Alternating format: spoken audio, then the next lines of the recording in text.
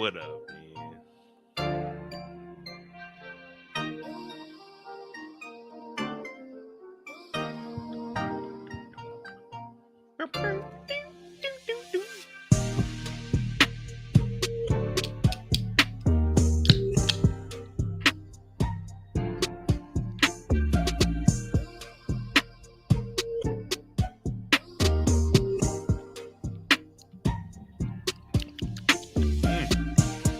What up, what up, what up, y'all?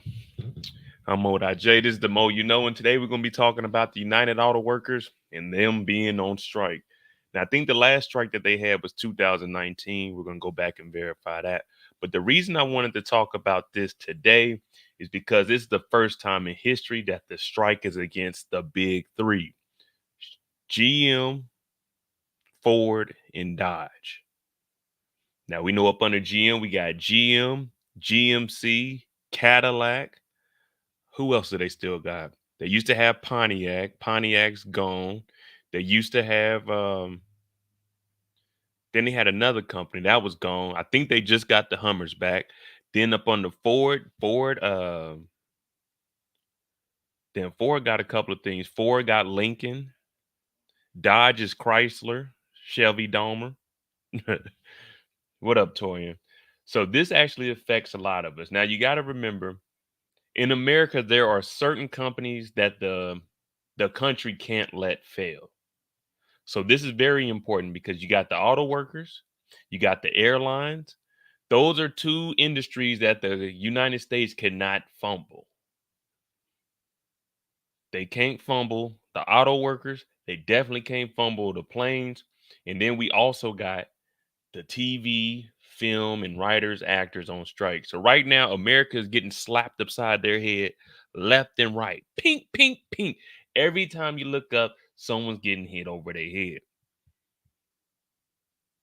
Now, the reason I'm saying that the auto workers is so significant for America to thrive is because there's a lot of vehicles being sold around the world globally, and they want our vehicles. This is why you see them go against all of our stuff is made here in America. One, because the Japanese cars last longer. Two, the European cars are the foreign cars that look better for luxury. So America is trying to find their place in there. Now, as far as EVs go, we do have a leader in EVs because of Elon Musk and Tesla. And we see that they never get acknowledged. They always give a shout out to the big three. So when you see Elon getting upset about that because he was one of the first people to switch over to EV, it's because he was here, he was first. But America has so much money invested into the auto companies, the big three, that they gotta go ahead and give them all of the tax cuts. So it's a lot going on. This actually affects our everyday lives. Maybe not me and yours. I drive Japanese. You know what I'm saying? I got an Acura. I got an Acura.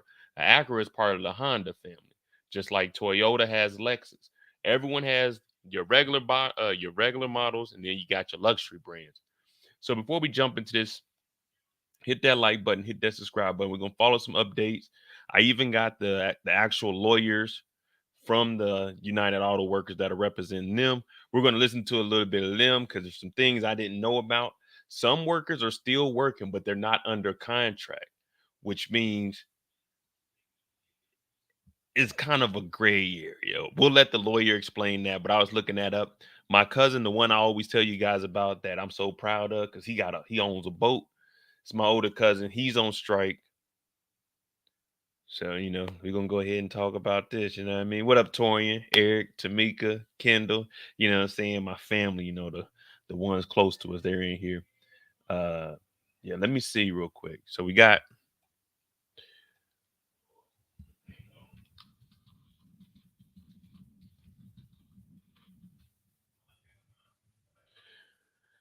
General Motors, up under General Motors, because a lot of people don't know that these companies they make all of these vehicles. So we got Cadillac, we got Pontiac, we got GMC. Oh, and they did get Hummer back. At one point, they did sell Hummer off to another company, but they got Hummer back and they got the EVs. Shout out to LeBron. So I think their companies are Cadillac. They still got Pontiac? No. Okay. 2009, they got rid of Pontiac. But I know they still got Cadillac, GMC. All right. What falls up under Ford?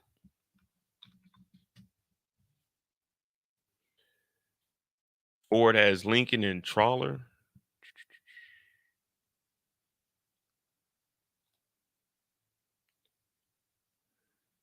All right. And what falls up under Dodge?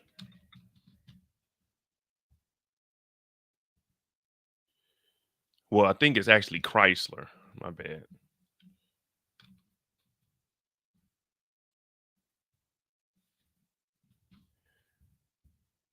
So Chrysler is Chrysler, Jeep, Dodge, Ram, Fiat, and Alfa Romeo. So these two are overseas brands.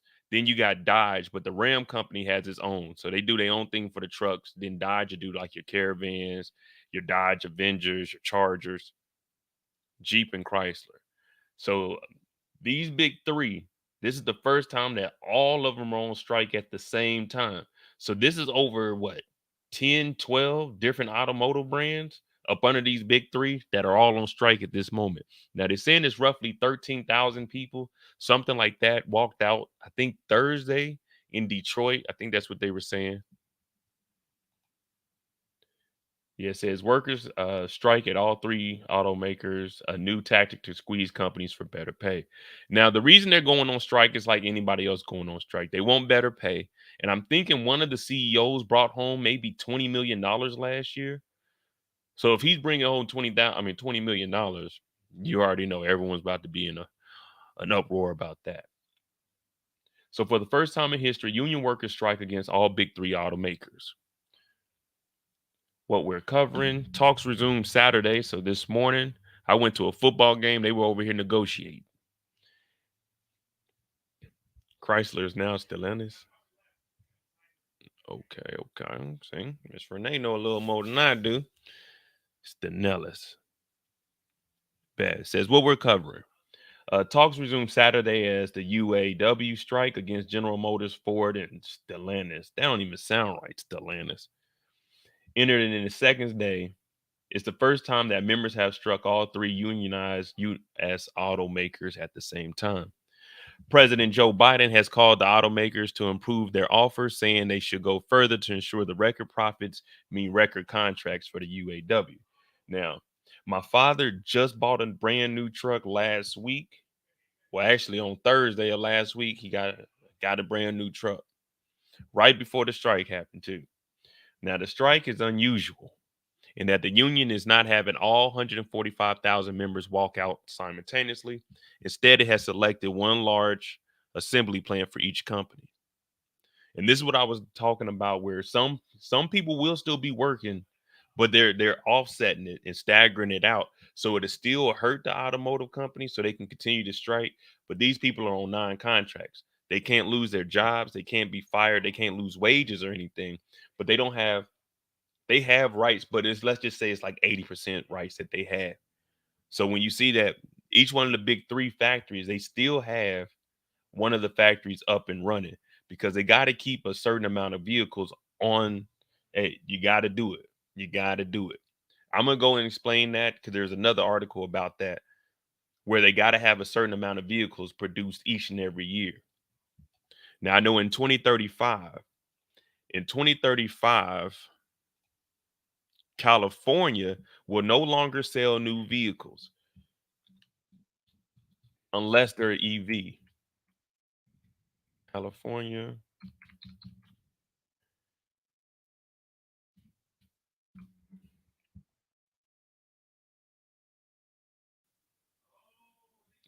In May, California announced a plan to require all new vehicles sold in the state to be electric or plug-in electric hybrids by 2035. And this is what I was talking about with the Elon Musk and him being upset about Joe Biden and everyone not giving any credit to Tesla for actually being one of the leaders in electric vehicles in the United States because the three automotives companies, that's who all their money and funding are trying to go to. All the tax breaks, anything that they can cut some money on to not fund them, they're going ahead and doing this for the big three. That's why Elon Musk is always mad. California 2035, every new vehicle has to be EV. I don't know if you guys know, but in the state of Florida, you can't sell used cars anymore. You have to sell used cars from a dealership.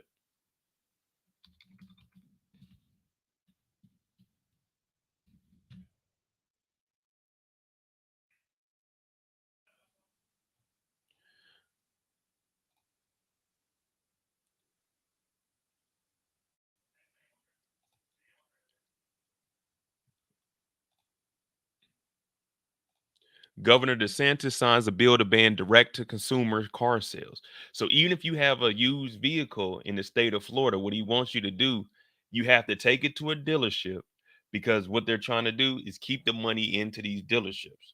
You see what I'm saying? It all is going to all tie together. It's just little things that I've been hearing there. You know what I mean?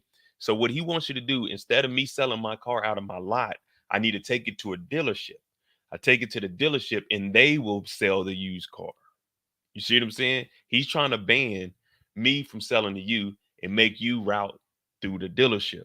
This way to put eyes on the dealership and maybe a deter him from buying a used vehicle to a brand new vehicle off the car lot. But the thing is with DeSantis, he's continuing to mess up Florida with everything that he's doing. First, we already seen that Florida has a problem when it comes to um, the big rigs, the semi trucks with all of their immigrants down there. We know that they have a large well, I won't say illegal, but they have a lot of immigrants down in Florida.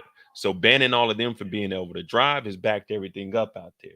Also, you get in trouble if you have immigrants working on the farms out there in Florida, which we know they do oranges out there. And I know you and I aren't about to go out there and pick the oranges from a tree.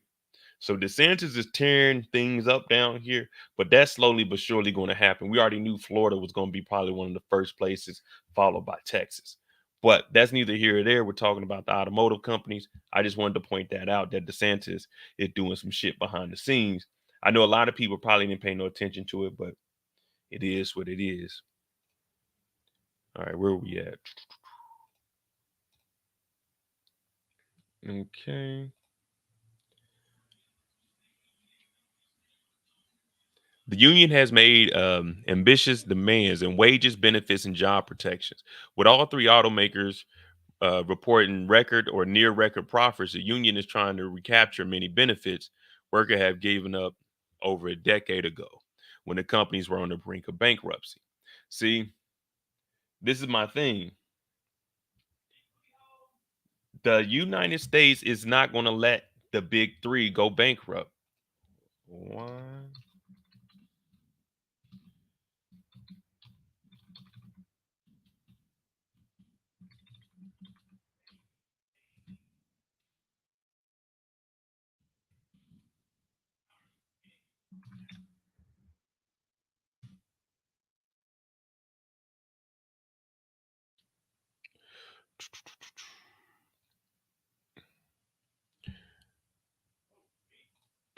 That'd be NBC. But we're going to get into that. So the union, what they were doing. Oh yeah, Eric, it's all connected. We're gonna find it out too. We're gonna find out. But listen, every time we look up, what do I tell you all? These unions don't be doing what the union is supposed to do. The union is supposed to be standing in solidarity. The union is supposed to be protecting the people. But the union is trying to recapture many benefits workers gave up more than a decade ago when the companies were on the brink of bankruptcy. Listen, if I'm into these unions, I don't care if the company is about to go bankrupt. That has nothing to do with me. I still want my benefits. Why would we give up our benefits when we know that the US government is going to bail out the big three? They're not going to let it fail. They're not going to let American Airlines, Delta, United, not going to let any of them go bankrupt. They're going to bail them out each and every time. So why would they give up benefits because they were about to go bankrupt? Stop paying the people at the top so much. We still want our benefits. Cut back on their bread. If the CEO brings home 20 million, give him 1 million, he'll be all right. Put that 19 million back into the company. You see what I'm saying? So why would we negotiate getting rid of our benefits over a decade ago because they were on the brink of bankruptcy. That ain't had nothing to do with us. We're still doing our job. Whether y'all going bankrupt or not, we still on the line working. Outside of its impacts on automakers, here's what the strike can mean for the economy. What's up, Tracy? These unions ain't they paying all this money. You got to pay in to be into the union, only for us to find out that 10 years ago, decades ago, they gave up all the benefits we trying to get now. We just found out in the writer's strike, not the writers, but the actor, that they just now trying to fight to have medical personnel on the set when people are doing stunts.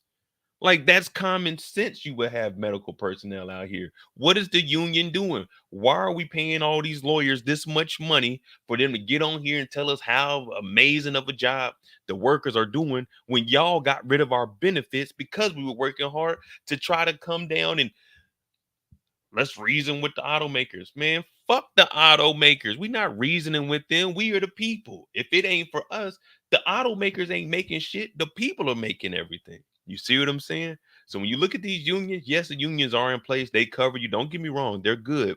They cover you if you get in any kind of trouble. But let's be honest. This is the second time within a month we just realized that the union ain't been doing what the union was supposed to do. This sounds like a reunion of bullshit. You see what I'm saying? It's crazy out here, but let's continue. Let's continue, man. My name is MoeDotJ, and this is the Mo You Know. The U.S. Auto Workers, the United Auto Workers, are on strike right now. Beyond the automakers, how the UAW strike may hit the U.S. economy. They gave up cola. Well, they gave up their cost of living allowance.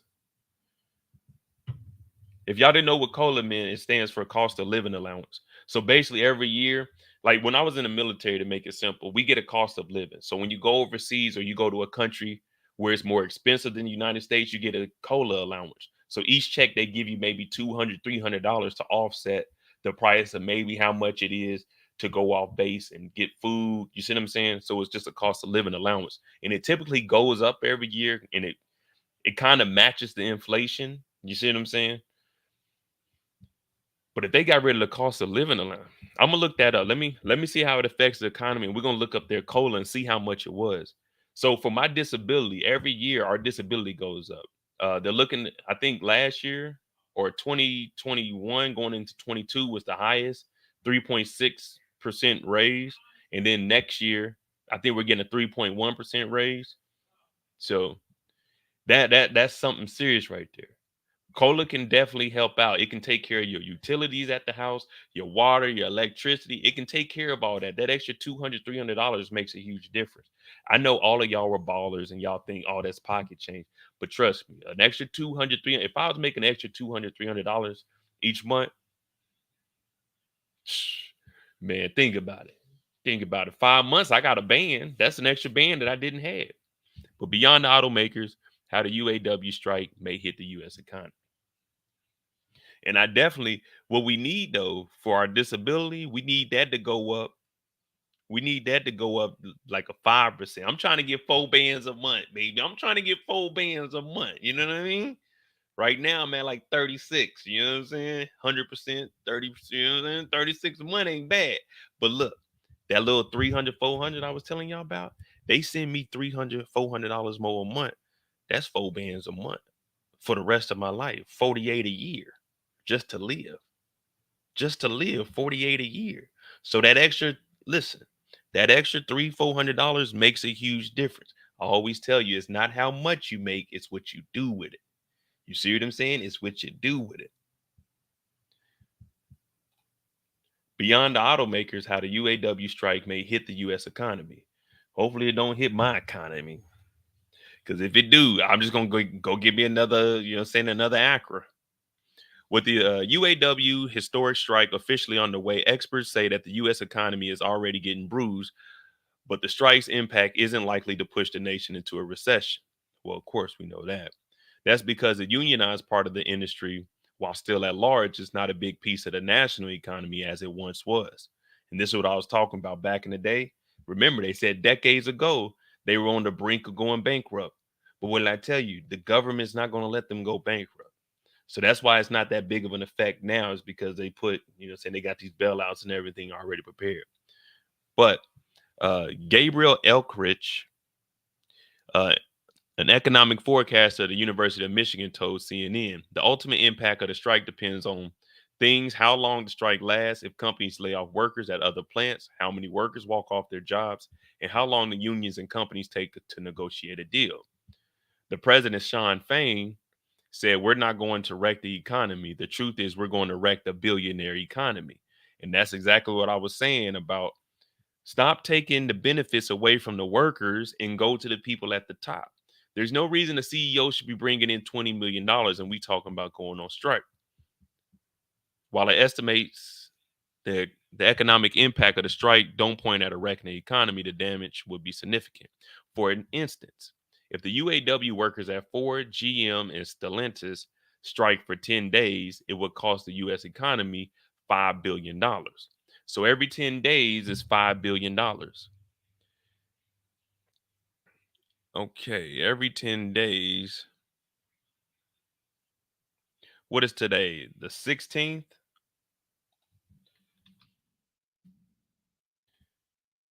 So the 16th, if they go to the end of the month, every 10 days is 5 billion. 14 days, divide that by 10. Well, no, what is it? What they say?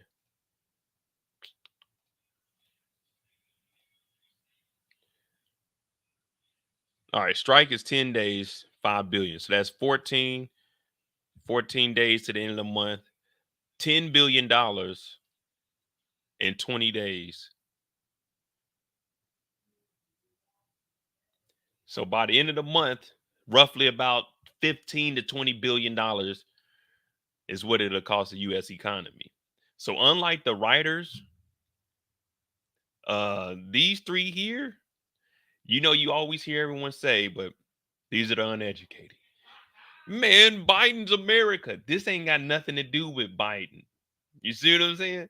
This has to do with the billionaires. So when they always try to point at the president, the economy, it ain't him. It's these companies taking this money. When the United States bails them out, they still receive their benefits, they still receive their bonuses. So it's not the president, it's these billionaire companies. That's why you see them say they're trying to wreck the billionaire economy, because the billionaire economy has the US economy in the stranglehold. So now we got roughly $10 billion if this goes on for 20 days. Another estimate is he assumes there will be a much smaller um, immediate spillover effect. He estimated 440 million worth of income would be lost nationally if the UAW members strike for 2 weeks. So 14 days we lose 440 million. See, now we got to do the math. We got to do the math. So 20 days, 10 days is 5 billion. So we'll just do the 10 days and just roughly make that, you know what I mean? So that's what?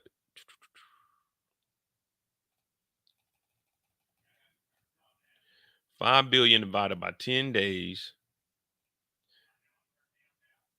Oh man, why is there a 14 in front of there? 5 billion divided by 10 days. $500 million for 10 days. Now, 500 million for 10 days. Well, 500 million a day, my bad. 500 million a day. So 500 million a day times 14 days. Damn. 14 days is 7 billion to the US economy, and 440 million worth of income will be lost.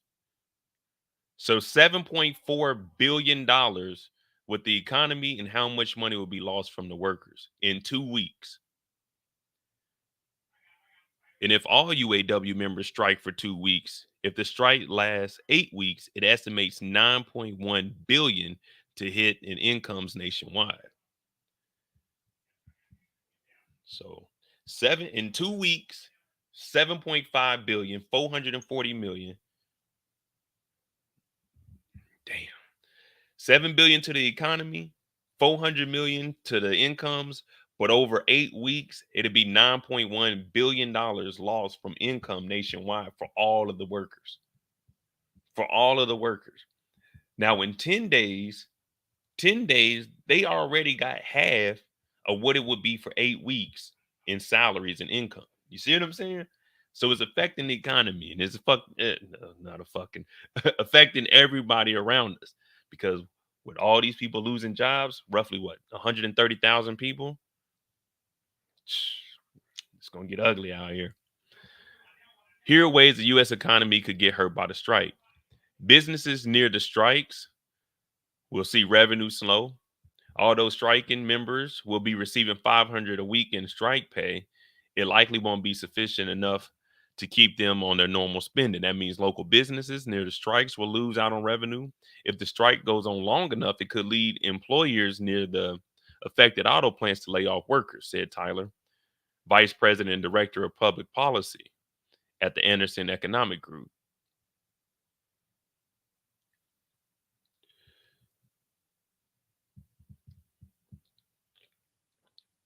Suppliers that work with the big three may have to lay off workers.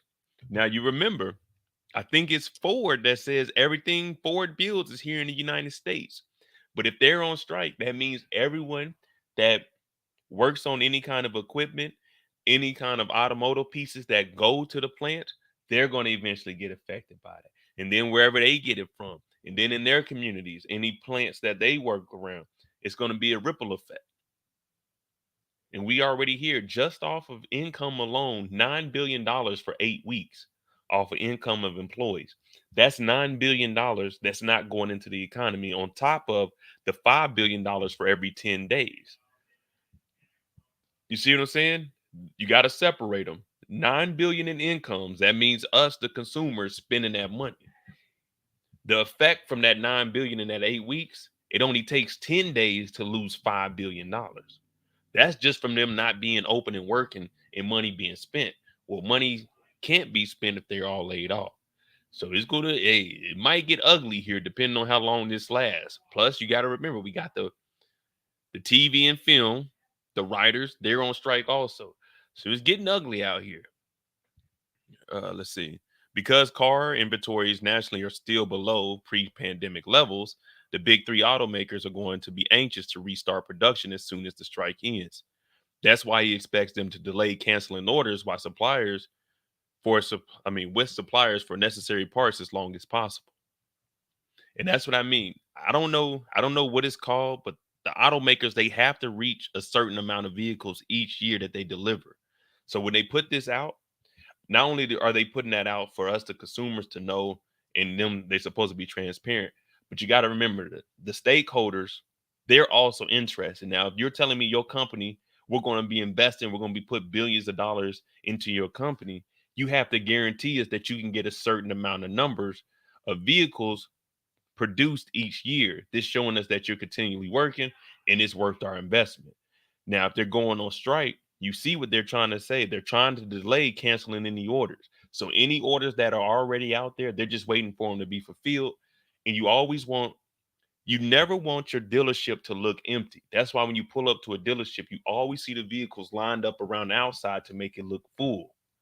Because an empty dealership looks like y'all ain't doing no business. Y'all not getting any vehicles.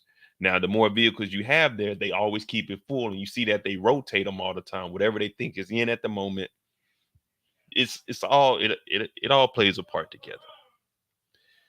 But when the automakers ultimately do begin canceling orders, it will have a ripple. Damn, they man, look, hey, CNN, holla at your boy, CNN. Y'all basically taking the words out of my mouth. Pause. It'll have a ripple effect through the part supplier network. At first, suppliers who directly work with the automakers, so-called tier one suppliers, will try to keep workers on the payroll because they're worried about being able to rehire if they let people go in what's called waiver hoarding behavior. Now, also another thing, when it comes to the economy, oh, this is Joe Biden's economy. Technically, Technically, once the pandemic happened, that was all on the four-time indicted former president. That's on Donald Trump. The problem is, after the pandemic, there are more jobs available now than there were. It's just people aren't taking the jobs.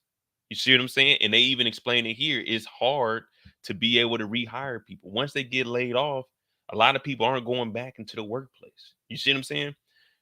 But yeah, those people are just surface level. But that's why we here, man. We're gonna crack into this a little bit, see what the hell they talking about. But if a strike goes on long enough, they'll have no choice but to lay off workers. Then the pain may spread. Tier two suppliers. Remember what I was saying? That main company, wherever they get their shit from, they got to get their materials from somewhere in order for them to make it. So it's just gonna go boom, boom, boom, boom, boom. And I see Eric talking about the food chains. That is true. Now, if you didn't know, most of these food chains are owned by certain companies. Like the American Beef Corporation, they own Arby's. I think they own Burger King, but all of these are up under one ownership. So all of these companies that you see, even fast food restaurants, kind of like what we just did, General Motors, then you got GMC, all of them are owned up under one company. Now, I actually, my lawsuit was against the American Beef Corporation. When I told you guys I had a lawsuit, it was against the American Beef Corporation. We won't get into details of that, but I was discriminated against. Tax revenue will decline. Fewer people working because of strikes will mean the government can't collect as much in tax revenue. That matters because it means that fewer programs will receive the funds that they need. At each state level, estimated that the epicenter of many strikes will see a $10.6 million decline in tax revenue if the strike lasts 2 weeks. So on top of 10 days, $5 billion, 8 weeks, $9.1 billion in income. Strikes will cause a decline in $10.6 million in tax revenue if the strikes last 2 weeks. So now this goes into your city. There's no taxes in the city. Everyone talks about, man, the potholes are bad. Why aren't they fixing them? Well, this ripple effect is kicking in. If we losing the tax dollars, all of our state employees, government employees, their money comes from the taxes. So a lot of people say we need to get rid of the IRS, man. What are they doing? If we get rid of the IRS, then we really gonna be in shambles. See, a lot of people they just be talking and not knowing. Some people started talking. You see what I'm saying? They don't know what the fuck they talking about. You gotta have some measures in place. You see what I'm saying? Everything is tied together. Whether you like it or not, yeah, they overtax us, but we need that. When your water goes out, when your electricity goes off, who is that? That's the Department of Energy, the Department of Water, Agriculture. You got to pay your taxes. If you don't pay your taxes, well, you're going to have fucked up roads. You ain't going to have no stoplights. It's a lot of shit that goes on with this. But this is just the tip of the iceberg. Cars could get more expensive.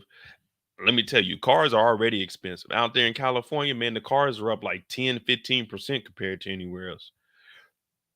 Anderson Economic Group estimated that 25,000 vehicles won't be produced in the strike's last 10 days. That will lead to higher car prices, especially since inventory is tight as is. That's because they never caught back up to post pandemic. Well, pre pandemic, my bad. We in post pandemic. Still, the strike's impact will be nothing like the Civic, you know what I'm saying, pandemic and the computer chip shortage. Now, that's another thing I want to cover right there. Is Torian still in here? I want to talk about the computer chip shortage one day and how they're building plants down in Arizona. But them building plants in Arizona is actually, I know it's American jobs, but it's good for the economy, but it's bad for us. You see what I'm saying? It's bad for us. It's good for the economy, but it's bad for us individually. Now, outsourcing these chips and getting them from overseas and Taiwan specifically, that's why the whole, saying the whole conflict with Taiwan and China is because China wants to receive back, but Taiwan is one of the leaders in the world when it comes to producing these computer chips. So China wants to take that back over. But the reason the US, we got to do something is because we're getting a lot of chips from there till Arizona gets up and running. The only problem is once Arizona gets up and running with these chips down there, American made products are about, I don't remember what the number was. I was doing my international business and law at Arizona State, and I think they said that the computer chips, well, products made here specifically in the United States of America, they're about 10 to 15% more expensive than what we get from overseas. So it's a lot behind it, but I mean, it's good for Americans. We give Americans money, but when we see that these companies aren't trying to pay the employees, that's when it all starts to backfire. They making millions of dollars. The employees are going on strike. So, yeah, it's a lot.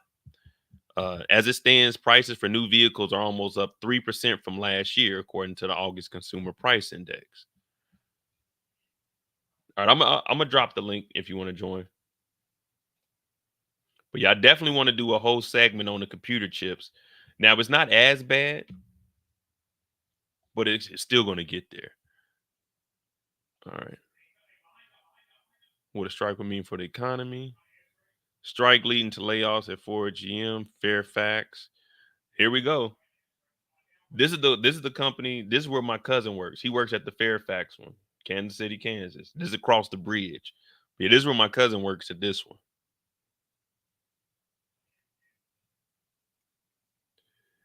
It says Ford and General Motors confirmed Friday that 2,600 UAW members will be laid off due to the strike.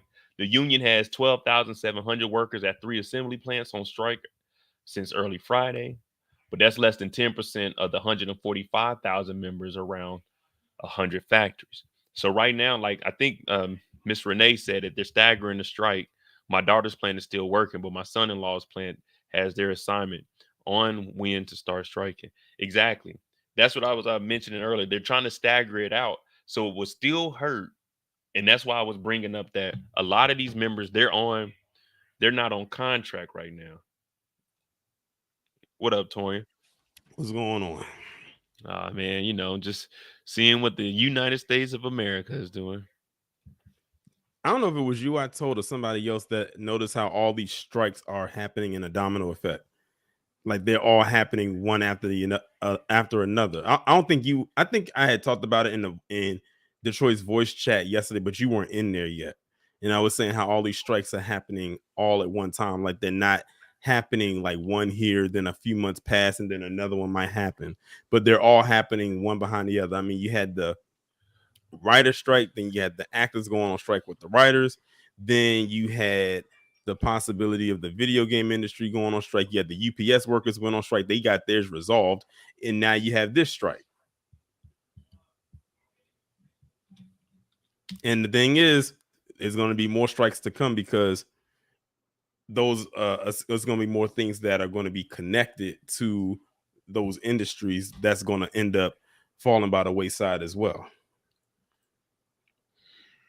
Yeah, and if I get over here and they have like a furlough and the U.S. government shuts down, which actually I wanted to talk about that because they definitely haven't got the budget. The fiscal year is right around the corner.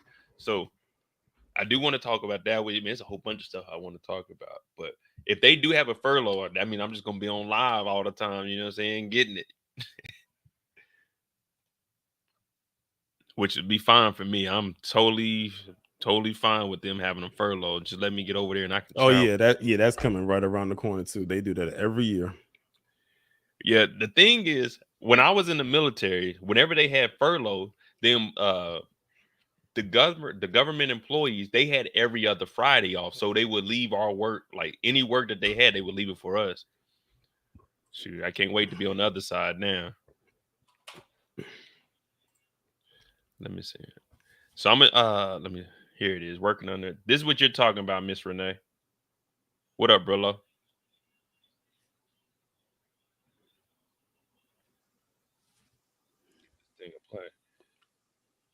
Hey UAW, I'm Ben Dichter, an attorney at Eisner, Dichter & La Madrid. For those of you who don't know me, I'm proudly serving as legal counsel for the UAW, and I'm here to share some basic facts with you about what it means to work under an expired agreement. As part of the stand-up strike, some of us will be working without a contract. This is an essential part of our strategy to keep the companies off balance by calling locals out on strike based on what is happening in negotiations. That will keep them guessing and turbocharge your national negotiators in bargaining with the big three. Here's what you need to know about working without a contract. Most of your contract is still in effect, and management cannot change terms and conditions of work in your workplace. You do not become an at-will employee. You still have just cause, and you can't be fired or disciplined for no reason. You still have the grievance procedure. Management cannot reduce your wages and benefits or change past practices. In fact, management must maintain the status quo. There are only a few areas in which management and the union can make changes unilaterally. What are those areas? First, the no strike, no lockout clause. This clause expires, which allows our union to call on a local to stand up and strike at a moment's notice. Another change is that management can refuse to take grievances filed after the contract expires to arbitration.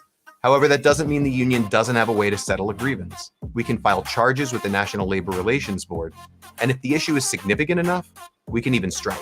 The Management's Rights Clause also expires, and this is important. That means our union can force management to engage in extensive bargaining over job assignments, schedules, workloads, and other day-to-day matters. See, that's what Miss Renee is talking about. So while they're working, they can still go in there and say, no, we can go on strike. So this is the days that we want to work. So it's cool that they're looking out for them. It's just when I read what the union has done over, the decades and how they were removing benefits so to help out the companies because they were facing bankruptcy. Me personally, I don't think, man. Appreciate it, Brillo. I don't think that they should be doing that, man. The union should only be worried about the employees, like the members of the union. You only bargain on behalf of them, man. Don't be getting rid of our benefits because they facing bankruptcy. Man, hey, look, we doing our job. They need to uphold their end of the bargain. What do I always say? Welcome to capitalist America.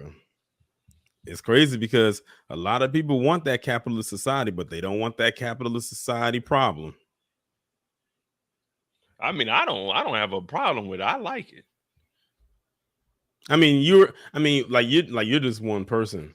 I'm talking about the vast majority. Oh, no, I know. I'm just saying, like, me personally, I don't see nothing wrong with it, man. I mean, shit, you can always go to North Korea if you don't want to. Union activists should be on the lookout for any attempt by management to make unilateral changes to mandatory subjects of bargaining. Mandatory subjects of bargaining are things that directly impact wages, hours, or working conditions, and the list of examples is long.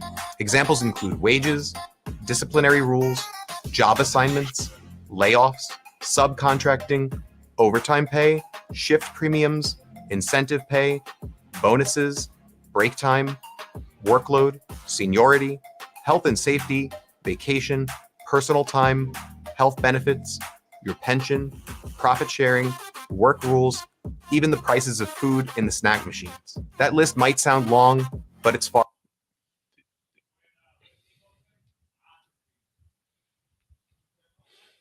Really? We are not sending the union fucking reps in there to talk about, man. Shout out to everybody on strike, man. I hope y'all get through this. But who said we need to bring up the price of the shit in the vending machine? Who brought that up? Remember how much stuff in the vending machine used to cost, like back when we were kids? Yeah, you used to get a can of pop for 50 cents, 25 cents, depending on the machine. Yeah, like you could rack up like back in the day, like as kids growing up, like in the 90s, you could like have $1 and that dollar could stretch. You can get a few things from the vending machine. There, like, all right, we need a pension, we need holiday, we need paid time off, disciplinary actions. How about the cost of the food in the vending machine? Like, hey man, that'll be on the end of the list. Man, we trying to get COLA and fair play now. You know what I'm saying? We trying to get fair pay. He talking about the price of the vending machines. Listen, I know. I love cheap snacks. You know what I mean? I love cheap snacks. But If y'all want snacks, I watched BMF. Meech and Terry and them had a food truck out front. If you in Detroit, there's food trucks out front. Meech and Terry were out there. You go to DC, there's plenty of food trucks. Yeah, a lot of vending machines. Hell, you use your debit card on the vending machine. Oh yeah, yeah. I'm like, who's spending that much money at a vending machine? That's when I knew stuff was going up. When I saw the debit card dispenser, or the debit card reader, I should say, on vending machines, I was like, when did they get to this point?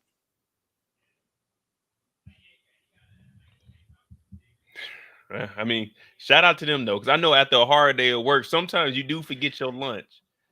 Sometimes you do forget your lunch for school, and you forget your lunch for work. So I mean, hitting that vending machine up though, yeah, it's expensive, but shit, they need 20 ounces. 20 ounces need to be no more than $1.25. A bag of chips. I should be able to go over there and get a bag of hot Cheetos for no more than 75 cents. I remember a stick of Juicy Fruit used to, like a stick of gum used to cost like 25 cents a pack. Brillo said the teachers are striking next. So when I first moved to Arizona in 2018, the teachers were on strike down there, and it sucked for the kids because they ended up having to go to school in July and August because they went on strike until like June. And then after they settled the strike, they made the kids come in to finish up those last months. I was like, man, that's messed up. I only witnessed a strike actually one time, not for myself personally, but this is when I went to Atlantic City a few years ago. This was pre-pandemic, and the casino workers who was working for those Trump casinos, this was when he was still in office, were outside literally holding up signs and protesting. It blew my mind to actually witness that in person, right there on the boardwalk. It is a lot of people going on strike, and this is all $2.50 for a pop. Yeah, all right. See, now that sounds about right. That sounds about right. I got to go in there now. We got to move that up the list. The importance of the vending machine now for $2.50, that's airport prices. Yeah, and I've actually, like, at my job, like, there's a vending machine there, like in our break room, and like I've seen, like, you know how they have like the Pop-Tarts and it has two of them in the pack? Yeah. Like I've seen them where they cost like damn near $2. So you're paying like a dollar per. When you can go to the store or go to Costco and get like 24 packs for like less than $20. Matter of fact, you know what I do? Next time I go to a vending machine, I'm gonna wait for the owner to come up, and I'm calling the police. Those are also theme park prices too. Like when you go to the theme parks and on them vending machines, or just going to get something in one of them little restaurants, that's, you know, how much it's starting to cost on the outside. All right, well, you know what I'm gonna start doing? I'm gonna start taking the law into my own hands. If I see anybody stocking a vending machine, I'm gonna go ahead. Hey, I'm not snitching. I'm just notifying the authorities that these products say not for resale, and they overcharging on resale products that aren't supposed to be resold. So yeah, we need to go ahead and bring them in, lock them on up, open this machine up so we can get our snacks for free and lock them up. Dang. Water $2. Come on, man. Remember, water used to be free. Yeah, free. We are far removed from that now. Damn, I should get in the vending machine. I got a homeboy that does. He just retired too. Shout out to my boy James, my boy Francois. Man, he just got married. Man, congrats. He got a vending machine company up in Ohio. He do pretty good. He gonna stop once a month. He got like, I think he said he got 8 machines. So he retired from the military, but he does that vending machine shit. I just don't have the energy. Did you hear about that dude that had that vending machine? I think it was it Detroit? Yeah, it was up in Detroit. He was selling weed out of it. Yeah, out of the out of the vending machine. Oh, Renee, I'm not in Vegas. In Vegas, you know, you got to spend what you got to spend. This is Vegas. You know, Vegas is different. You already know Vegas is taxing for everything. That's why when you go to Vegas, just have $20 and sit down at any of the machines, and they'll come and bring you free drinks. You ain't even got to play that 20. Just act like you playing. Right. I know I do. Like if I'm sitting at a machine and I'm not there, they'll come around. Like they'll think if you, as long as you sit in there, they'll come back and give you a drink or offer. Hell yeah. I go down there. I always stay at the Venetian. Whenever I go to Vegas, I'm at the Venetian. hit the little casino flow. You know what I'm saying? Might go up to the pool. You know what I mean? But we need to get back focused on this strike, man. We over in Vegas. Vegas don't care about the strike. Vegas They would have had a is cyber the attack. only place. Did you know it's $1 billion being moved every minute in Vegas? I can believe it. Yep. It's $1 billion being moved, like either made, so like $1 billion every minute in Vegas. I can Not believe being it. made, but just, you know, saying moving around Vegas. All of those examples fall under mandatory subjects of bargaining, and management is required by law to bargain with the union to impasse as part of a complete agreement. So if you notice management making changes to any of those working conditions, then you should immediately notify your local leadership. For the most part, your life working under an expired agreement should not change. And importantly, you maintain the right to organize. This has always been your most powerful tool. Our greatest protection is each other. That means you and your coworkers can continue to organize red t-shirt days, rallies, and other actions as part of your campaign to win a fair contract. For more information on what it means to work under an expired contract, Damn, they saying you can still go to work and get turned. They said you and the crew can still go to work, wear your red shirts, and be on the line working with your damn strike shirts on. Like, once I get off of here, I'm hitting the line because we not under contract right now. Under an expired contract. Well, that's cool that they got it to where they can still work. So they're looking out for them. I don't know if you were in here when I was going over the numbers, but they said 8 weeks, it'll be what? 14 days is 440 million in salaries and income that's going to be lost. And if they do this strike for 8 weeks, it'll be $9.1 billion in incomes lost. Not to mention the economy, they said every 10 days is losing $5 billion for this strike. and how we are standing up. And the strike hasn't started yet, or it has? The strike started Friday. So Thursday night, they were trying to come to an agreement, but Friday morning, it says the union has 12,700 workers at 3 assembly plants on strike since early Friday. But that's less than 10% of the 145,000 members at 100 factories. So let's see. So the 145,000 members. Before it said about 600 workers at the Michigan assembly plants, sub-assembly, and stamping departments who were not on strike were told not to report Friday because their work couldn't be done without the final assembly and paint department at the plant, which are on strike. So it's the sub-assembly. It's the main assembly lines that are on strike. The sub-assembly lines are working, but they can't work because the main line ain't working. So you see what I'm saying? Like, even people that don't have anything to do with the strike that are affected. Yeah. They told them not to come to work.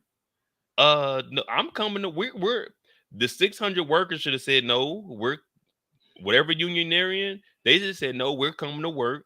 Y'all are on strike. We're not on strike. We have a job. Y'all still got to pay us for a Friday's work day. But I guess they're gonna. I mean, I wouldn't say they're in solidarity with the main assembly line. The stamping department. Man, I ain't gonna lie to you. If I was on the sub assembly line and they were on strike, man, I'm beefing with these fools, man. Y'all messing up my money now. I know. We gotta do this collectively, but man, we all affected by y'all going on strike, man. Y'all union got rid of those benefits decades ago. Damn, man, this is gonna mess up everybody. Like I said, I don't have nothing against anybody on strike. I'm just saying it's messed up from everybody else's perspective. Like 600 workers, they didn't come to work because they on strike and they don't have nothing to do with it. I told you that these strikes was going to eventually trickle on down. People was like, nah, Torrent, it's only going to affect them. I was like, okay, if this waited out long enough and see, it's going to start to trickle down, because now that's something that can hurt society at large. Is this one definitely, for sure? Yeah, and that's what I'm saying. This is bigger than the writers. Like, this is one of the damn backbones of America. That UPS one definitely could have too, but they got that thing squared away ASAP. Notice how fast they worked with that. And you know the crazy thing? I literally was just putting together. I was initially going to talk about the airlines, but I like let me talk about the strike since that just happened. But the airlines, the same thing. There was a plane that was boarded with no bags on it. They're not getting enough stewardess on the flight. They're all quitting. So the airlines and the automotive companies, that those two industries, America has to make sure that those two are up and running because that's where a lot of the income comes for the United States. Mhm. And these strikes ain't gonna do nothing but hurt. Hopefully the airlines don't do any striking. You know, they just got a bailout, so they'll be less likely to. GM said about 2,000 UAW members at the Fairfax assembly plant in Kansas City will be laid off at some point early next week without a quick end to the strike because it depends on stampings from the nearby plant in Wentzville, Missouri, which is one of the three plants on strikes. Fairfax makes Chevrolet Malibu and the Cadillac XT4 and is the only factory to make those two models. So this is where my cousin works at. He's laid off. Well, not laid off. He's on strike. I Oh. apologize. Yeah, so he just went on strike Thursday. Hmm.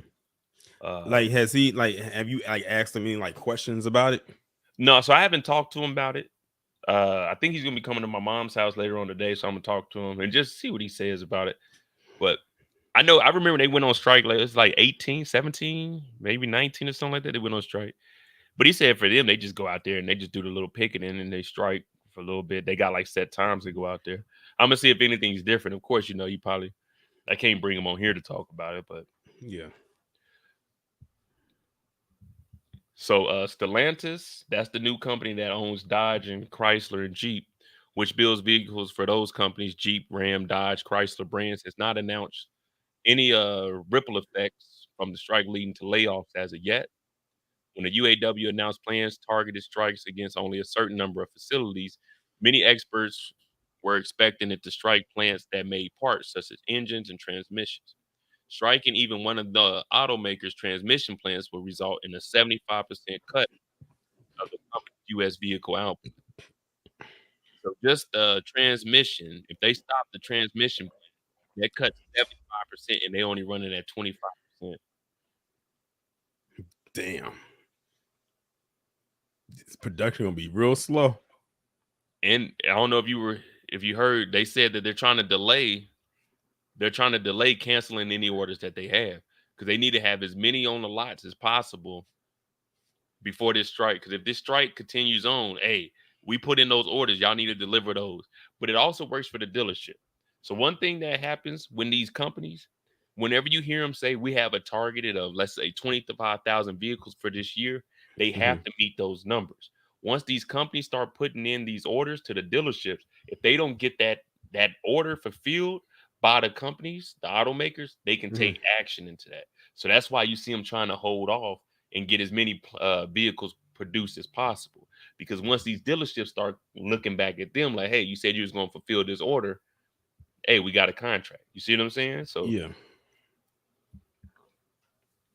let me see. Two plants per company. Oh, well, wait.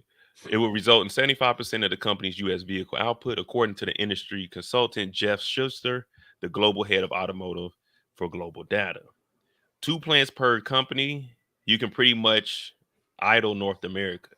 So if they shut down two plants per company, two transmission plants per company, that'll put North America idle when it comes to making vehicles.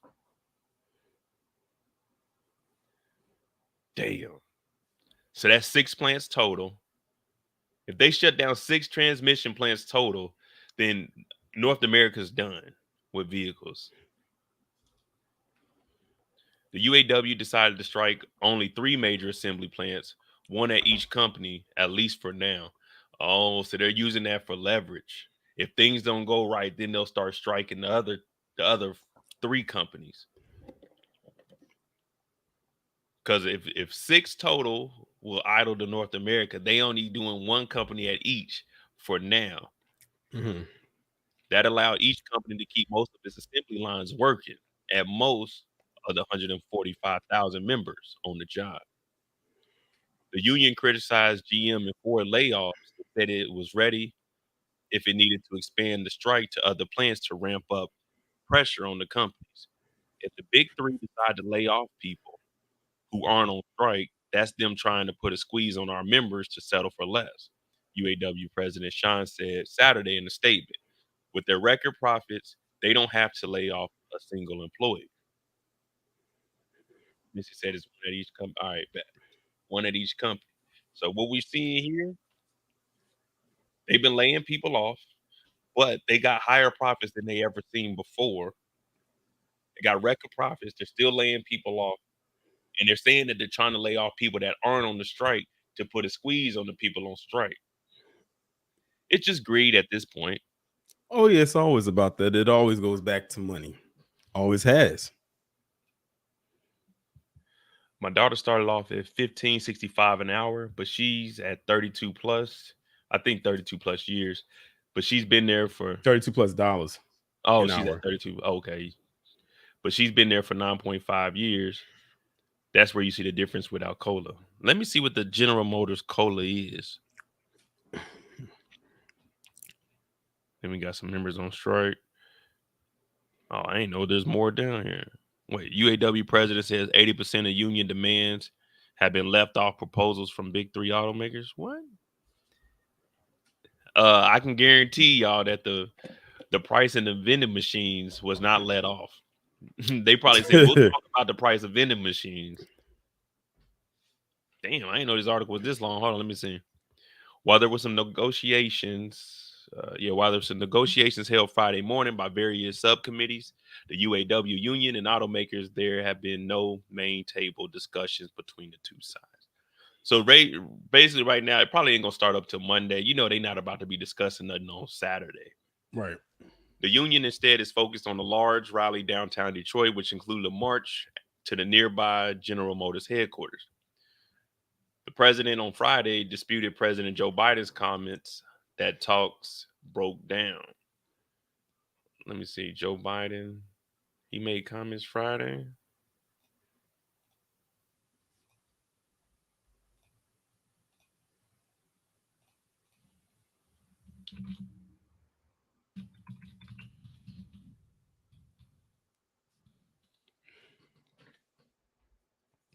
Here we go. Let's see what old Joe got to say.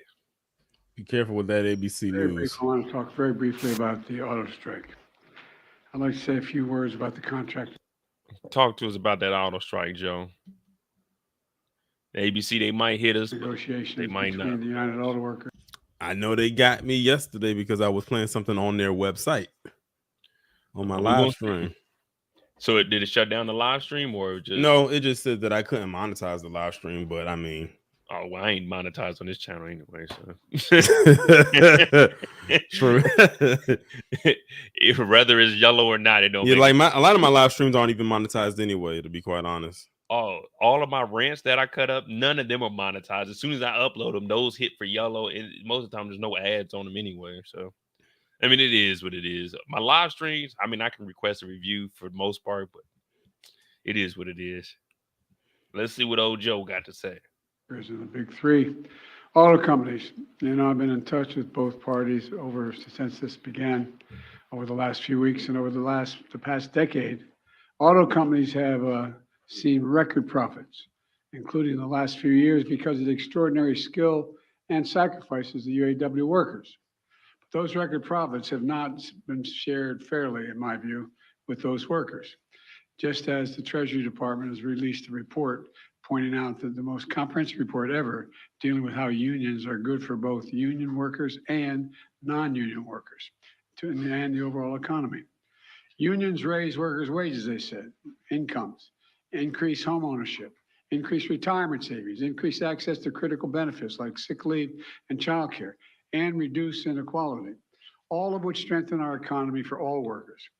That's because unions raise standards across the workplaces and entire industries, pushing up wages and strengthening benefits for everyone. That's why strong unions are critical to growing economy. Hey, Joe, get to the point, man. Let me see something. To strike. But I respect workers' right to use their options under the collective bargaining system. And I understand the workers' frustration. Over generations, auto workers sacrificed so much to keep the industry alive and strong, especially through the economic crisis and the pandemic. Workers deserve a fair share of the benefits they helped create for an enterprise. I do appreciate that the parties have been working around the clock. And when I first called them at the very first day of the negotiations, I said, please stay at the table as long as you can to try to work this out. And they've been around the clock, and the companies have made some significant offers. But I believe they should go further to ensure record corporate profits mean record contracts for the UAW. I'm going to say that again. Record corporate profits, which they have, should be shared by record contracts for the UAW.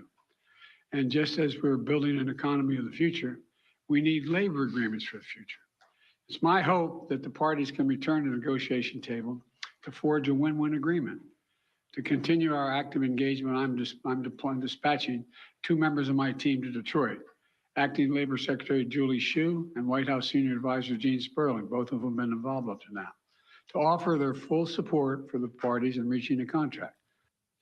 So at least Joe was even talking about what we were speaking on when it comes to these unions. He's looking out for the future, at least. Like Missy said, he didn't think that they would go on strike, but once they got hit with this strike, he realized how serious it. He's like, hey, listen, we need to come up with some record agreements for the actual workers moving forward into the long run. Because we all know, we just went over the numbers, $5 billion, 10 days. That means 1 month, what is that? 10, 33, $15 billion a month? So even in the future, 10 days is 5 billion now, but let's say in 5 years, 10 years, 10 days is going to turn into $10 billion. It's like it's going to be $1 billion a day. So, I mean, I hear what he's saying. Of course, we don't know what they're going to do. We're going to have to wait and see. But the union, they need to be looking for the future. Like, stop just working for stuff now. Look for in the future and put it in the contracts. Like, I mean, I know that they got to agree on it, but they got to start looking further out, man. They just be looking for temporary solutions to get them back in work, temporary benefits and like paid time off. But in 4 or 5 years, we're going to see them back on strike. Something that we're going to look back on 2023 and say, they do that then. Mm-hmm.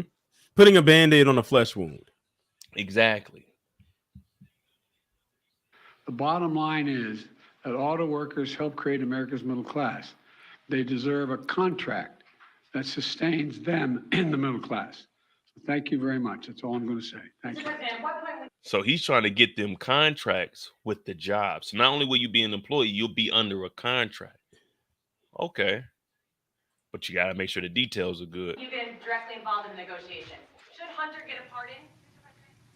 Just listening to President Biden, they're talking about the current auto workers strike. The United Auto Workers Union is currently striking against 3 facilities from the 3 big U.S. automakers. First time in history that's ever happened. And we just heard the president trying to encourage the automakers to come up to do more in these negotiations. I want to bring in White House correspondent Mary Alice Parks, along with senior national correspondent.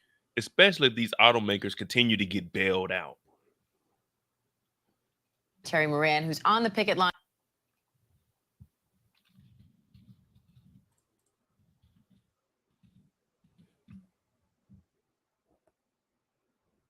Mary Barra.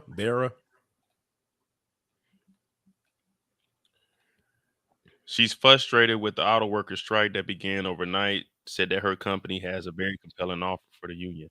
We're going to see what this compelling offer is real quick. We're going to see what this compelling offer is.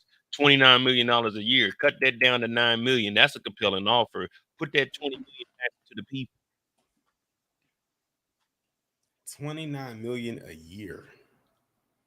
29 million. Look, so far they have only been offered a 20% increase. General Motors CEO Mary Barra, meanwhile, is the highest paid of the 3 CEOs, making $29 million a year. She's received a 34% increase over the last 4 years. I told you we're gonna get to the bottom of this today. God, inside.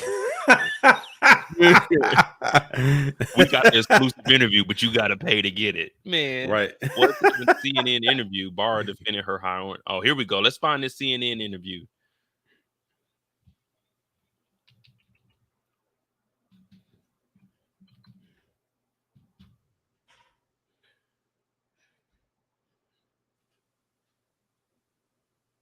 Here we go. Put it all on the table, baby. Oh, I was just looking at this article. The union is demanding, asking for a 40% wage increase over 4 years. They're asking for that in part because the union is demanding, asking for a 40% wage increase over 4 years. They're asking for that in part because they say CEOs like yourself, leading the big three, are making those kind of pay increases over the course of the last 4 years. You've seen a 34% pay increase in your salary. You make almost $30 million. Why should your workers not get the same type of pay increases that you're getting leading the company?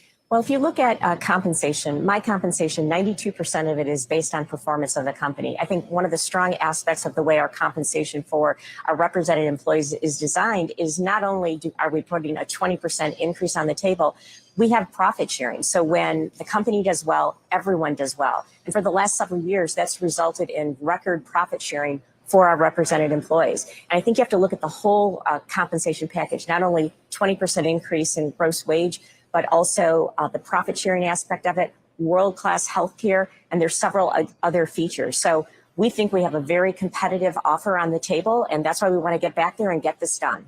But if you're getting a 34% pay increase over 4 years and you're offering 20% to employees right now, do you think that's fair? Well, I think when you look at the overall structure and the fact that 92% is based on performance, and you look at what we've been doing of sharing in the profitability when the company does well, I think we've got a very compelling offer on the table, and that's the focus I have right now. Well, she didn't answer the question. She asked her, "Do you think that's fair?" Yeah. And she danced around it, and she didn't say what. All she had to do was say yes or no, because the answer would be no. Let me see something. You just got, hey Mo, don't you just love that extracurricular corporate talk, that corporate jargon? She never addressed it. She said it's based off performance of the 92%, but that performance is all of the workers' performance, not you. You're not out there building vehicles. Right. You're not out there selling the vehicles. These people are putting in orders for the demand. You're not doing anything. Let me just see something. If we just go off the numbers that they talking about, 29 million divided by 145,000 people, you could give everybody $200 with how much money she's making Annually. And this is 145,000 for all three. This isn't just for one company. Let's see how many employees GM has.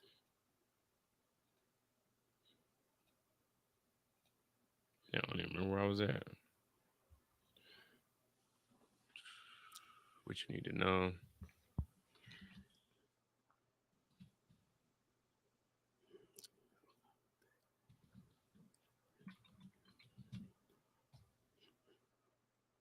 GM has about 167,000. So it'll be less than 200. Yeah, it'd be less than 200. Shoot, it would be less than 100 probably. But shit, still to give 167,000 people, like let's even say if it was $50, that's still a lot of money. $29 million. Mm-hmm. Oh, what was her name? Mary Barra.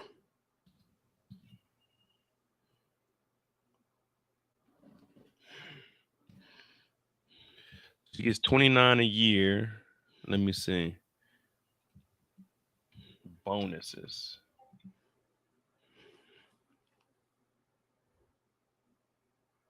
Our salary is 2.1 million in 2021, stayed the same in 2022. She also received 6.2 million in incentive-based bonuses for 2022, down from 2021 of 7.6. The bonus is determined by financial performance and meeting strategic goals.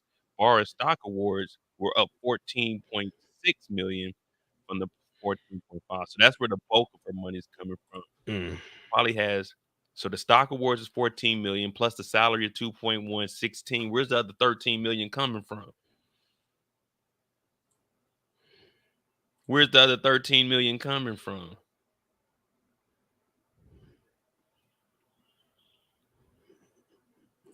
See, something ain't right. So with her stocks, that puts her up at 14 plus the 2. So we at what, 17, 16, 17? Here we go. In its annual exec in its annual executive compensation report, GM filed to the U.S. Secretaries of Exchange (SEC) on Friday. GM reported that Barr made a total of $28.9 million in 2022, compared to the $29.1 million in 2021 for running the company and chairing the board of directors. For 2020, Barr took home $23.7 million in total compensation and 21.6. So over the last, she made 29 this year. So she went 21 to 23 to 29 within 3 years.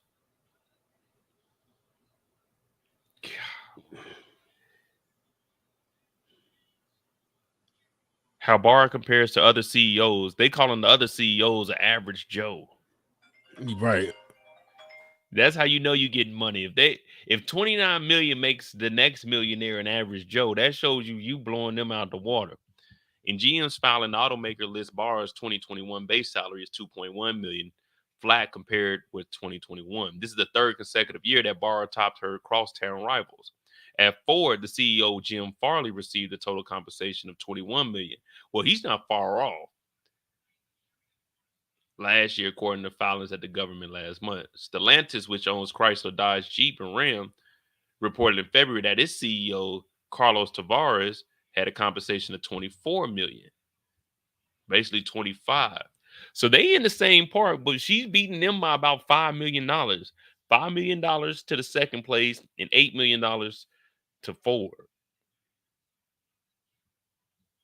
Damn, this is crazy. She knows it's not fair, and GM had the lowest profit sharing from the big three. Stellantis got 14,600 for their profit sharing, but they were expecting more. So wait, 2030.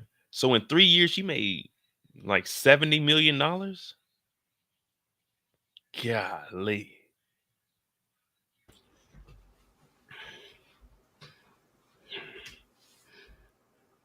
That's a lot of zeros. But none of the CEOs top was Stellantis paid last year with Mike Manley, the former CEO of Fiat Chrysler Automobiles. As part of an agreement, the merger maker PSA Group, which created Stellantis in 2020.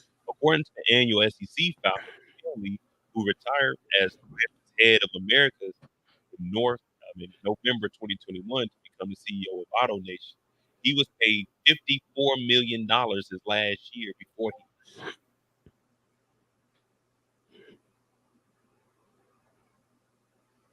How?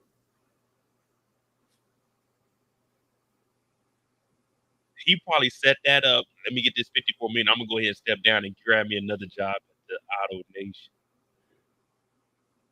Mike Manley. Let's see what Mike Manley.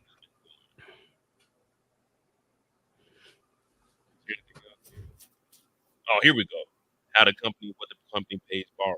2.1 in salary, 14.6 million in stock awards, 4.9 in option awards, nearly 6.5 million in incentive plan compensation, 1.1 in other payments. So even if she just took the 2.1 and just let this whole other 27 million, she would be fine with 2.1. Again, if I was the CEO and I had 29 and they talking about next year you got to make 2, man, I ain't gonna lie to you. Y'all just gonna be on strike, but y'all not cutting my pay. Oh, they gonna cut your pay. They gonna find a way. Hell no! If I made 29, they gonna pull a take and they gonna find you wherever you are.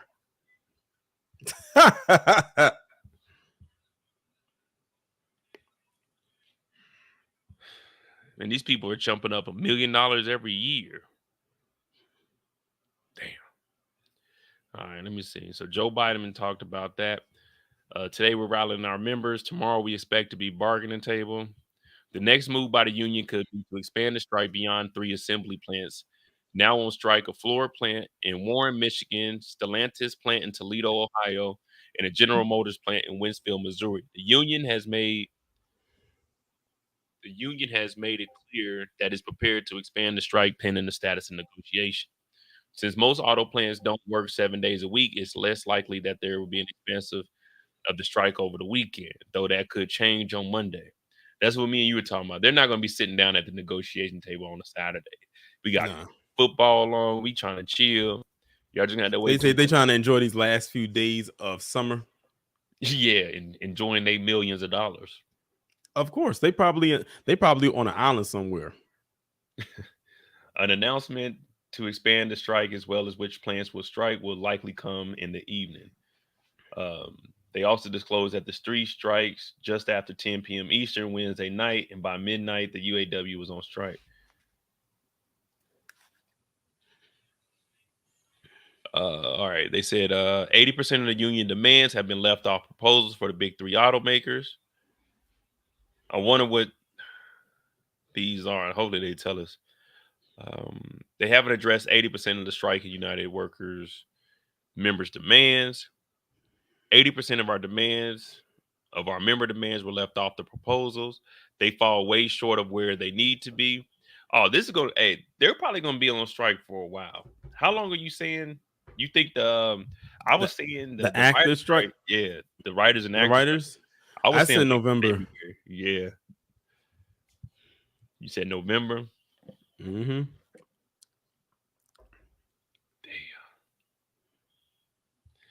It ain't looking good out there. It ain't looking good, man. Everybody's just fighting for their rights. Mm-hmm. It's getting real. Like I said, spooky season is upon us, but I think it's gonna go past October. Oh yeah, I can see this strike here going on. I don't think this will last as long as the writer's strike did, but I can see this going on until, like you said, maybe Halloween beginning. They about to cancel Christmas. See, because look, it says Fain said the automakers have had a decade of excessive profits. They've been making money for the last decades, but union members have fallen further and further behind during the time. So that's the thing with these billion-dollar companies. They are more likely to be able to hold off longer than the employees. Mm-hmm. They can get bailouts. The banks are going to work with them because they have collateral. Man, it's a lot of stuff, man. It's really unfair. It's an uphill battle, but if 80% of demands have been left off a proposal, that 20%, I don't even see, they could probably negotiate 60-40 to the union. But at 80-20, like if 80% is left off, they only have 20%. It's going to take a while. They haven't even got to a halfway, a common ground or anything. I mean, I know that the strike just started, but it don't look like any of these automotive companies are trying to back down. Right. What? Remember when the NBA went on strike? Yeah. Why you say it like that? Man, y'all niggas is playing basketball, bro. Man, we don't care about that shit, man. Y'all are entertainment purposes. Me, I don't know, man. I just feel a certain way about the rich. I know you got a life too and everything, but man, us regular folk don't care. Us regular folk do not care, man. So y'all niggas is hooping playing basketball. Shout out to the NBA players. I fuck with the NBA, but man, we don't care. Y'all niggas is rich. It's regular Are folk they? out here. Are they though? Shit, a lot of them are. A lot of them are. All of them aren't though. And like a lot of them will probably play up like they are, but when you look at their finances, it's looking real shaky. Yeah, but that doesn't mean that they aren't rich. That just means them niggas don't know what they doing with their money. That's their problem. At that point, the checks are coming in. Once you get your pay, I always say it's not how much you make, it's what you do with it. You trying to keep up with the Joneses, you trying to keep up with everybody buying all this jewelry. That's on them at that point. You know what I mean? Like, I don't feel sorry for nobody with money that loses money because they tricking it off. I don't care about that. No. But this is hardworking people. These are people that get up every day and actually work. Work. I got more sympathy for them than I do for like basketball players or I don't know, man. That's just how I feel, man. That shit's entertainment, man. Just like the A-list actors and whoever you were. What's the dude name that was crying that he broke as hell now? Billy Porter. Yeah, like that nigga. This whole time, Well, I really don't feel bad for him. And it goes beyond just this, though. but you see what I'm saying? Like he talking about, oh, it's hurt. Well, you should have saved your. Well, Mo, if you're gonna imitate him, he didn't sound anything quite like that. Nah, I know the nigga ain't sound nothing like me, but I'm saying I don't feel sorry for if you have this opportunity and you blow that. That's on you. These people are hardworking people. They are doing this to survive. You talking about losing a mansion that you didn't even own? Like that shit don't mean nothing to me. Why are you getting a mansion and you know you can't afford a mansion? You may be making millions or hundreds of thousands, but you still living check to check. I don't have any sympathy for nobody like that. If you were over the age of 18 and you were living like that, that is on you, man. That's how I feel. Now, these people here are hardworking people. This is different. We seeing 29 million. Yeah, they make billions of dollars in the NBA, but y'all signing $1 million contracts. These people don't have $1 million contracts. You know what I mean? So I feel sorry for them, but it also affects us. You about to dip out? Yeah. I'll be over there in probably like 20. Let me see. I don't know. Maybe that's just me, man. Maybe I got a bad way of thinking. I have a feeling that it's not just you. I mean, how do you feel about this situation, though? This one right here? This one right here? Not the auto workers. I think me and you were on a similar page when it comes to like the auto workers and the writers and actors. But when it comes to like the NBA and them going on strike and players holding out, like, man, that's part of the business. That's what you signed up for. Yeah, but I think it's also the thing of it's not so much just them just going on strike and whatever for whatever reason it was, because I forgot why they went on strike. Was it because of the pay? Was that what it was? Who, the NBA? Yeah, I forgot why they went on strike because that strike was a while ago. Yeah, it was some pay in the collective bargaining agreement where they wanted more money off the TV deals. Now I can understand that, but me feeling sorry for an NBA player going broke, man, they getting $100,000 a game, bro. Like that I don't care. And that's on you.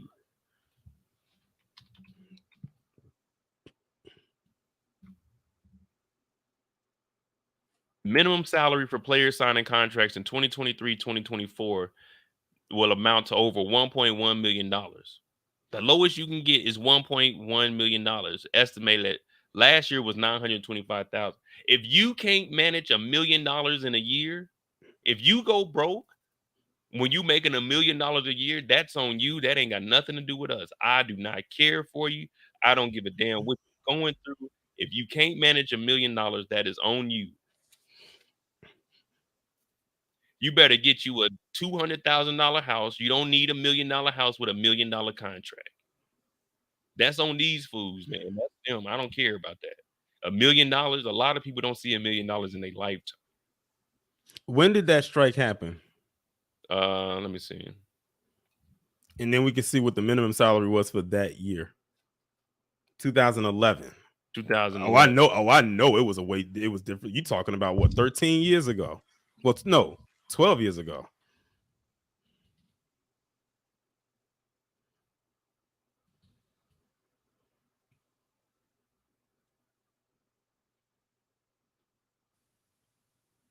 That's the CBA.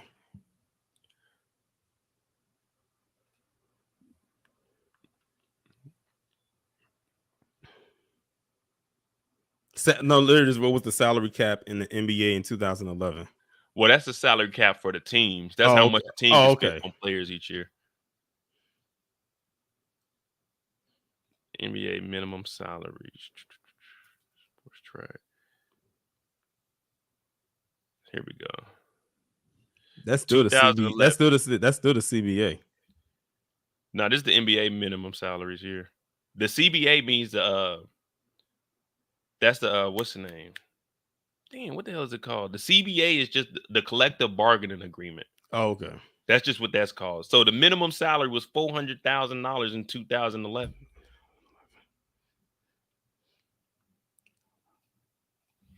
Isn't it amazing how much has changed since then?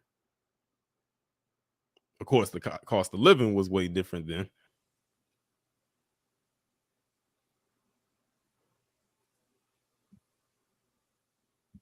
what they 474,000. $600,000. So if you couldn't manage basically $600,000 and you were going broke, that is on you, man. That is on you. The minimum salary was $660,000, equivalent to today's pay in 2011. You better get you 150,000. Back then, you could get you a 5-bedroom house for $250,000. So I don't feel sorry for people making this kind of money. Anything over, I say anything over 150,000 a year. Mhm. If you lose that because you spending regular, that's on you, man. I don't care. To those in the chat, y'all heard him. Mo has spoken. I'm just being honest, man. What could you do with $150,000 a year right now, Torian?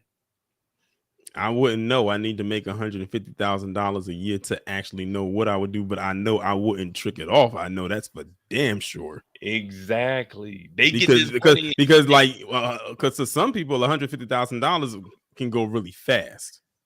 So like you got to think about what type of economy you living in. But I would be very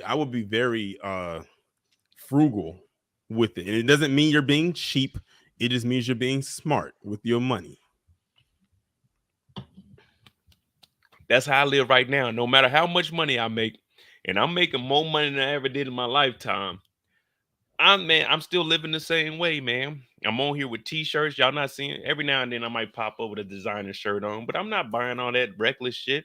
The most I've ever seen you probably dressed up is when you was doing it was a review for some show. I forgot what it was. Yeah, every now and then I'll put a suit on, you know what I'm saying? Because we know why you did it though. It was because you was going with the theme. Yeah. Well, than that, man, if you make it over 150 and you talking about I can't pay bills, I'm behind on my car note, I don't give a fuck. That's on you. You better get rid of that car. I got a Acura out here that I'm riding around. Billy Porter better go and sell them gowns. Exactly.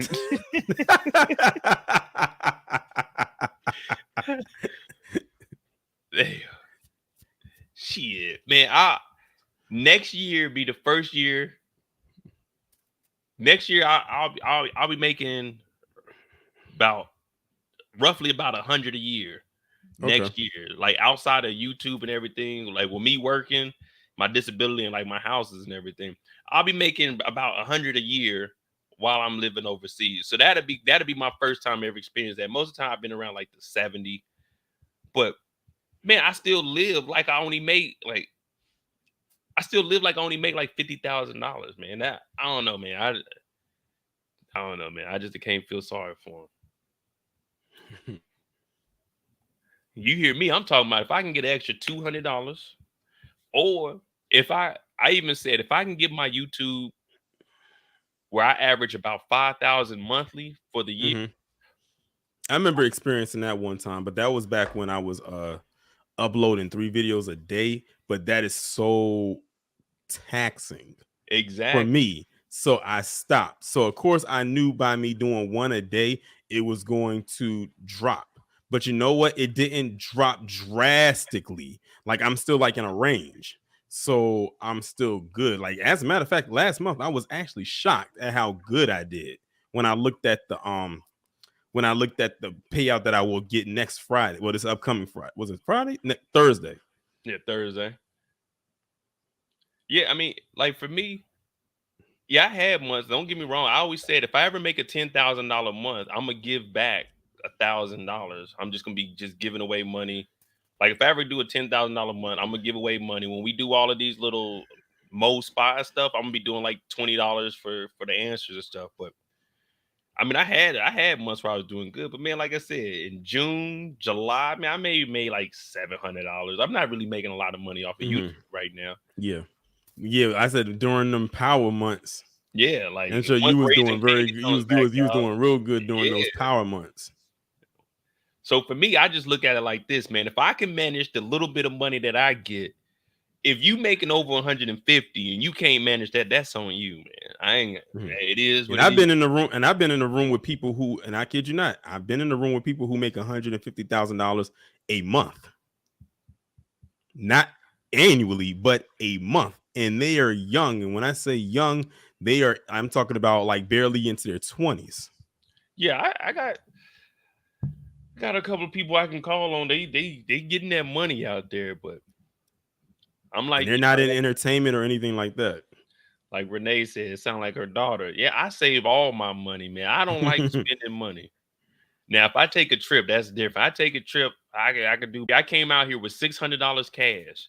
I literally got down to, I think I'm down to like $70 left. I just keep like, man, I don't spend nothing, man. If I do, I put it on my credit card so I can get the points off. That's good, especially in this economy. Yeah, man, I don't spend no money like that, man. I'm very frugal. Kendall talking about I'm bougie. Now I ain't bougie. You know, every now and then I do want to get fly, but you know, I ain't bougie. It's like I don't have to sleep on a certain thread account sheet. Whoa. Now, you know, when I get into bed, my tushy paws gotta be on some nice. I gotta be on some nice. Now, I'm not saying I don't spend money. I'm just saying I don't like spending money. I hate spending money. I'm always Kendall, there it is. You know what I mean? I got $20. I'm gonna go buy some lottery tickets tonight. I'm gonna test my luck with that, and if I don't win, then I won't buy any tickets till Thursday. What you played? You played Powerball, the Mega Millions, or both? I played both, but I do the Powerball on Saturday because I started off with the Powerball. Mega Millions came on later. In Missouri, you can get the Power Play, so you get the Powerball with the Power Play, and what the Power Play means is, if you get all 5 of the numbers right, but the Powerball is wrong, if you have the Power Play, you automatically win $1 million. So I play that. I'll probably get 6 tickets. Well, 7 tickets, 3 tickets with the Power Play, and then 1 ticket without it because it's $2. How much for the cut? Oh man, shit. When I get a haircut, it's about $70, almost $60, $65. Sheesh. Yeah, I might as well get my dreads back. You know what I mean? I actually just got my my hair braided on Thursday, and luckily, and the thing is about me being a guy is that I have the cheapest prices. Of course, you know, when you're a woman and you want to get that sewing or that them braids, you know you going to be in that chair for a while. You looking to pay no less than $150. Then that's not including the packs of hair you have to buy.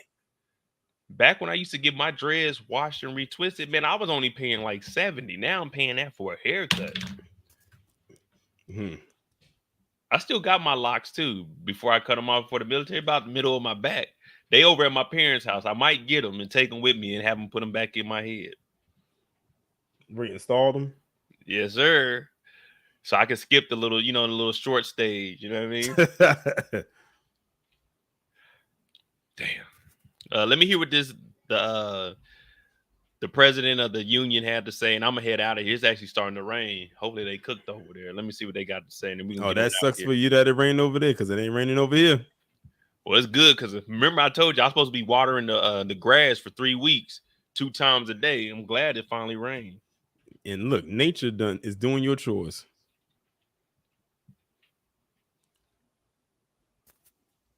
So over 98,000 people without power in Maine because of the storm. Hurricane leak. Well, it's tropical cyclone now. It ain't a hurricane. All right, let's hear what he got to say. He's about to rip them apart. He's gonna rip them a new one.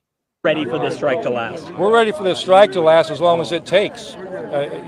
These companies got to come to the pump for their workers. They want to call them family when it's easy, but you know what? The proof's in the pudding. And you know what? They haven't been there. They haven't taken care of their workers.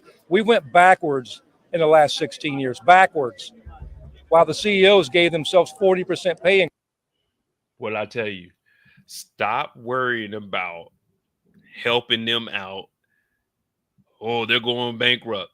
They not going bankrupt. They getting more money. They've seen record profits in the last decade.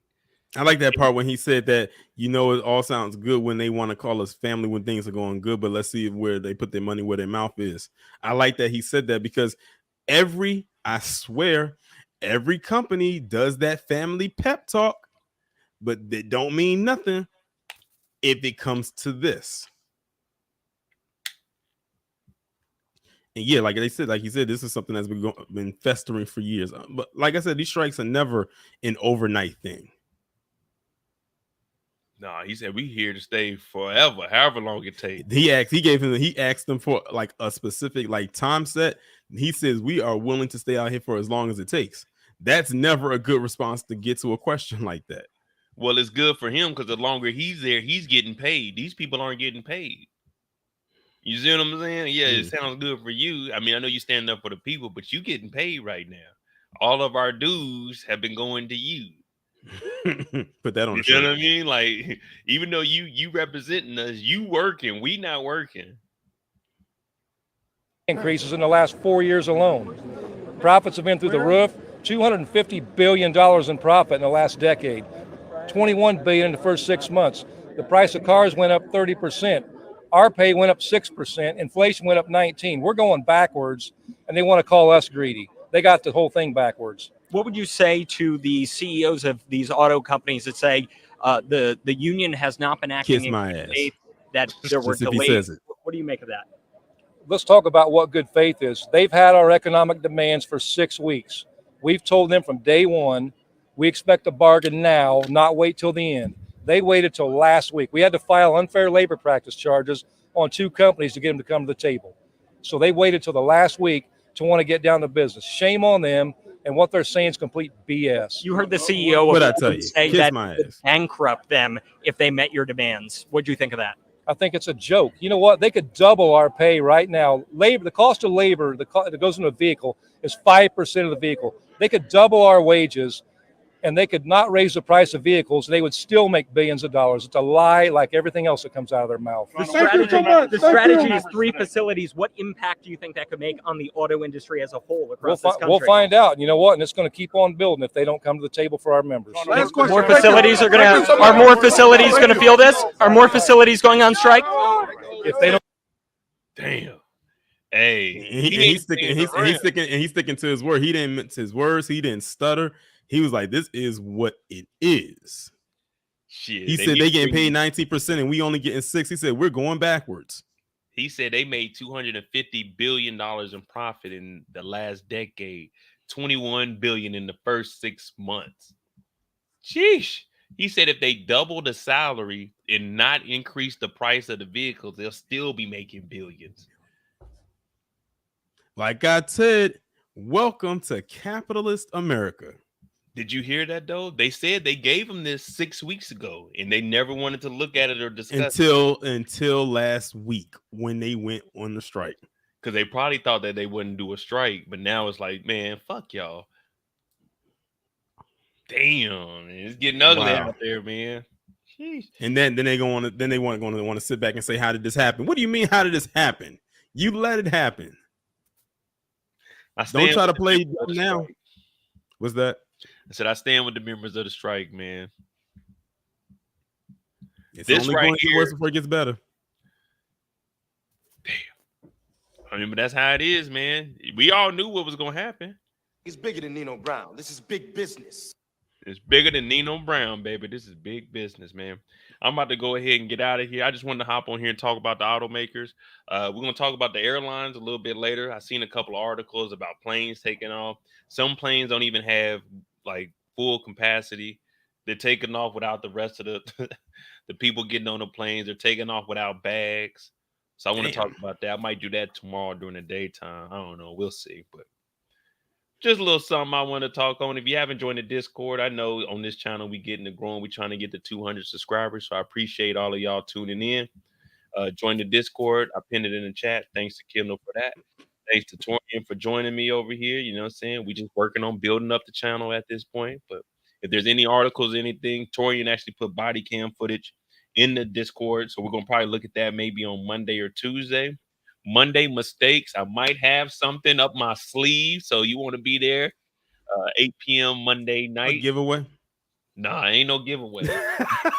Ain't no giveaway. Right now, I can't give away nothing right now. All my money I need for my trip, you know what I'm saying? Because I got to come out of pocket for my hotel once I get there. I got to give me a whip. I need the money for the deposit on the place. So I'm gonna be coming out about $15,000 to $17,000 when I first touch down. So I ain't gonna have You know what I mean? I can't give away nothing right now, but once I get settled and situated, we might. Once Raising Canaan comes back, shout out to Michael Moore. I'm probably gonna have him draw some photos, and then we'll probably auction those off. You know what I'm saying? And I'll pay for like the shipping and everything. I want to do more stuff like that. So, you know, if you guys have anything, then yeah, I mean, if it's dealing with any of our shows, then yeah, I'll bring it on here, you know, give you some shout outs, show you some love. So, but yeah, no giveaways right now. No giveaways right now. Let me get settled and situated. Then I'll go back to if you guys find some stuff, but I'm gonna make them tough. If I'm paying $10, $5 here and there for you to find these answers, then y'all, hey, they're gonna have to be tough. I ain't gonna be giving away too many clues. Right. But we'll do that, man. Thanks for joining. I'm about to go ahead and head on out of here, y'all. Yeah. Hit Yeah, that I'm surprised. I'm surprised I came on here to talk today after I had to cook that food for an hour. Oh yeah, I was watching some of yours, but I went out to the football game. So I was down there watching the game, and I seen you was on there. Good old Jason Lee, man. Shit, you had it jumping today. Everybody wanted to hear that. You had like 250 in there. 316, but who's counting? 316. Yeah. I know when I joined to watch, it was like 253. I was like, damn, okay. They wanted to hear what he got to say today. Yeah, and the thing is, I'm gonna end up going live tomorrow unexpectedly because of something else that came across my way, not pertaining to that, but something else that I wanted to talk about that just kind of fell into my Discord, I should say. I was about to say fall in my lap into my Discord that I'm gonna talk about tomorrow. That's one thing I like about having one video a day now, is that if I want to do an impromptu live, I can just squeeze that in there if I have time, because it's like the time I upload the video, I still have the rest of the day, and I can just pick one of those hours to do it. Yeah, and that's why I'm trying to get on a little schedule here, so I can do the Mo during the daytime, and then in the evening do everything else, like as far as the TV shows.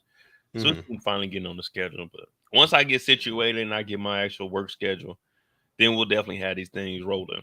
But cool, man. Thank you for joining, man. I'm about to get out of here. All right.